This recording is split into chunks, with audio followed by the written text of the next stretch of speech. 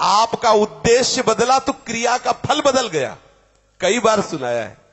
एक दुष्ट स्वभाव वाला आदमी था, तो जंगल में गड़ासा लेके खड़ा होता। वहां से चाहे वो महात्मा निकले चाहे वो गृहस्थ निकले, पहली बात उसका दंड कमंडल रुपया पैसा छीन लेना, और दूसरी बात उसको जिंदा न छोड़ना। तो मौज, ऐसा हिंसक क्रूर स्वभाव का था, छीन लेना और मार देना। बहुत ध्यान से सुनना, ऐसा ही करता। अब एक महात्मा जो बड़े भजनानंदी तपस्वी त्यागी थे, तो ऐसे संतों के दर्शन मात्र से पाप नष्ट होते हैं। संत दरस जिम पातक टरे, बड़े भाग पाइप सत्संगा, विनय प्रयास होई भव भंगा। ऐसे महापुरुष का सानिध्य जो ही मिला तो उसने उठाया गड़ासा। तो उनका क्यों भाई, क्यों मारोगे?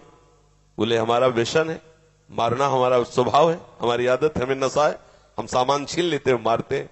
बोले ऐसी दुर्गति होगी तेरी कि तुझे पता नहीं। वो तपबल संपन्न थे, वो जो जो बोल रहे थे वो ऐसा लग रहा था कि उसके दिमाग पे लग रहा है।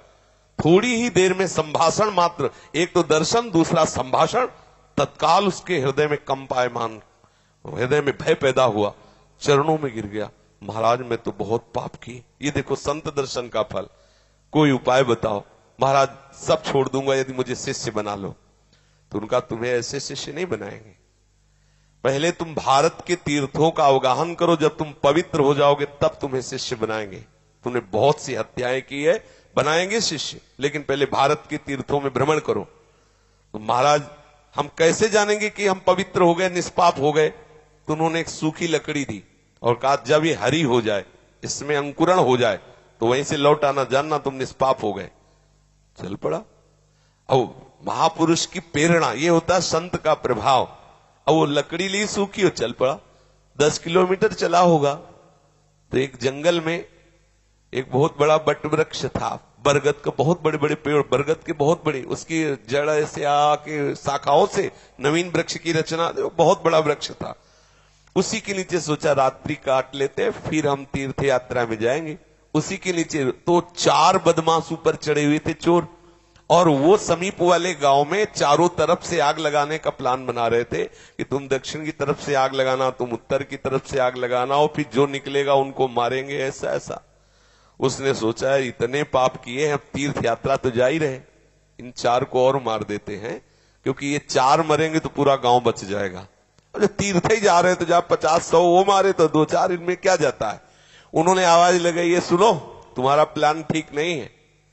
तो देखा कि कोई हमारे प्लान को सुन लिया, तो उनका देखो हम तुम्हारे गुरु हैं इस बात के, जीवन हो गया गड़ासा चलाते हुए, मुझे पता है तुम फंस जाओगे, नीचे उतरो। अब एक साथ थोड़ी उतरेंगे, एक एक उतर। बड़ा वृक्ष था तो जड़ की आड़ में, उसको पता था, मारने का अभ्यास था, बिना अस्त्र शस्त्र के हाथ ही से मार दिया, 4 को मार दिया।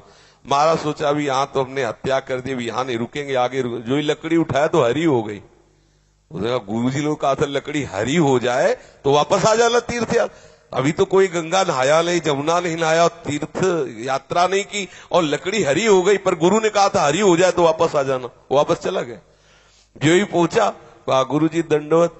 बोले तीर्थ यात्रा के लिए भेजा था, वापस कैसे आ गए? बोले आपने कहा था जहां आपकी लकड़ी हरी हो जाए वहीं जान लेना, पवित्र हो गए। तो गुरु जी लकड़ी तो हरी हो गई। तो बोले किस तीर्थ में लाया? बोले ला आया नहीं, 4 को और मार दिया। बोले 4 को मार दिया तो और पाप बढ़ना चाहिए, कैसे क्या? तब उन्होंने बताया पूरे गांव की रक्षा करने के भाव से मैंने तो बोले देखो बेटा, अभी तक अपने स्वार्थ के लिए मारते थे, उद्देश्य था आपको अपने स्वार्थ का, तो वो पाप हुआ। लेकिन पूरे नगर के गाय बैल जीव जंतु स्त्री पुरुष बच्चे सबकी रक्षा का उद्देश्य रख के 4 को मार दिया, तो वो महापुण्य हो गया। अब समझे, क्रिया वही है, उद्देश्य बदल गया तो फल बदल गया उसका। आप गृहस्थ में जो क्रियाएं कर रहे हैं वही क्रियाएं प्रभु के लिए करने लगे, उद्देश्य बना ले प्रभु की प्रसन्नता, बात बन गई। सर्वधर्मान परित्यज्य मामेकं शरणं व्रज अहम त्वां सर्व पापेभ्यो मोक्षयिष्यामि मा शुचा। तू चिंता मत कर कि धर्म त्याग का पाप लगेगा, मैं तुझे निष्पाप कर दूंगा, लेकिन तू मेरे चरणों का आश्रय ले ले। हर धर्मों की पूर्ति भगवत प्राप्ति से होती है, और प्रभु के चरणारविंद का आश्रय लेना परम धर्म है।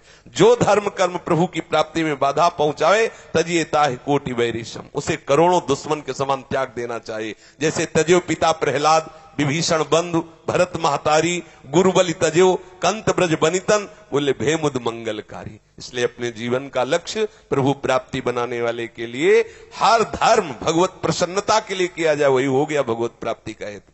समझ रहे? ऐसे कितने महापुरुष देखे गए अपने कुल कर्म को करते हुए भगवत प्राप्त हो गए, क्योंकि वो प्रभु की प्रसन्नता के लिए किया। अभी क्या करते हैं हम, जो भी करते हैं अपने सुख के लिए करते हैं, अपनी राजी के लिए करते हैं, और भक्त प्रभु की राजी के लिए करता। क्रिया वही है, उद्देश्य बदल गया, उसका फल बदल गया। समझ गया?